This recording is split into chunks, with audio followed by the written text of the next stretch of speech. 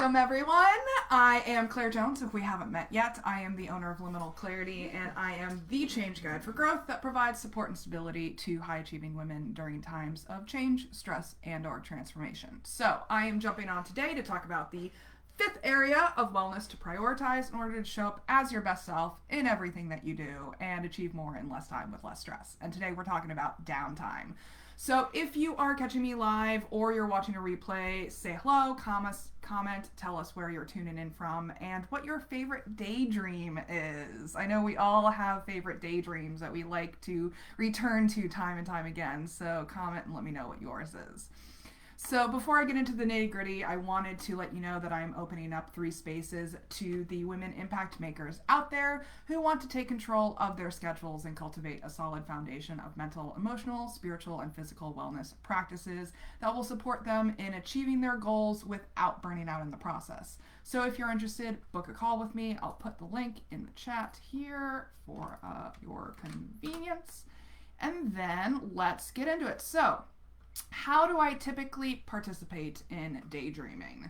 You know, there are a variety of ways that I like to get my daydreaming in. As a double Pisces, it is one of my favorite activities. So first and foremost, I love having downtime when I'm having my morning cup of coffee.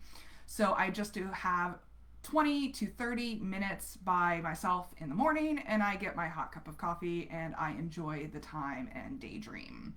In my previous house, I used to sit in front of my dining room. I used to sit down at my dining room table and open the blinds on this wonderful, great big window that sat at the front of our house.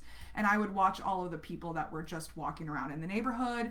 I got to see a lot of cute dogs and cute kids, and I would just wonder about what they were doing in their lives. But nowadays, I sit in my backyard while my dog does her morning routine, and I love sitting there looking at the sun, looking at the trees, watching the birds, and just letting my thoughts wander. You know, I'm not ruminating on anything in particular. Sometimes I am, but I've cultivated the skill that I can let my mind wander so that I don't get stuck into a particular thought process, or just kind of I can move on to whatever comes up next. And when I'm in public, I actually do a lot of people watching. So that's also a form of downtime that I participate in, love to participate in. And I love just watching people and wondering what their lives are like. What are they doing? What exciting things are happening in their lives? What challenging things are happening in their lives? Are they going to work? Are they going to school? Are they on a date? You know, it's just wandering and wondering and letting your brain go where it wants to naturally. So, can anyone relate to this? I think there are a lot of you out there. So, if you're interested in finding activities like this that work best for you, I am opening up those 3 spaces to women go-getters out there who want to take control of their schedules and better feed their brain's needs. So book a call if you're interested. But let's get into the nitty-gritty with downtime. So it is pretty much absolutely doing nothing. Point blank. This is actually used to be a hard thing for me to do because I've really had to be conscious of incorporating it into my daily and weekly schedules. I used to think that it wasn't really necessary. Daydreaming kind of is a activity that a lot of people frown upon because it is distracted, but it's actually really beneficial for your brain. It's intentionally having no intention. It allows our minds to freely wander in no particular direction. It's letting your brain tap into a diffuse cognitive processing state, and this is the perfect brain space for insight. So insight is a way that your brain uses diffuse cognitive processing to facilitate integration, which means that it links differentiated parts of your brain in ways that haven't been linked before. So insight is really important when you are coming up with new solutions, new insights, new ideas, and this allows you to come up with ideas that are more creative and more innovative. So this is especially important for complex problems or making complex decisions. If you're not allowing your brain the space and devoting time to downtime, you aren't really accessing your full creative capacity, and you aren't able to think of new solutions to the same old problems. And downtime can occur between scheduled activities, or it can be an activity within itself. as long as you disconnect from your linear intentional focus on your environment.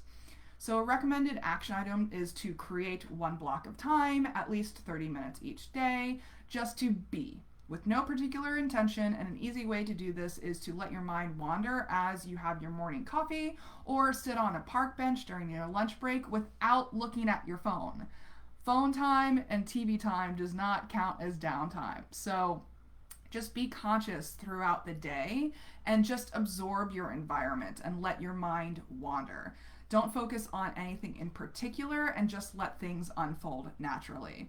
So my question for you today is, how much time do you spend throughout the day just taking a moment and daydreaming, or taking a moment and letting your mind wander with no particular intention?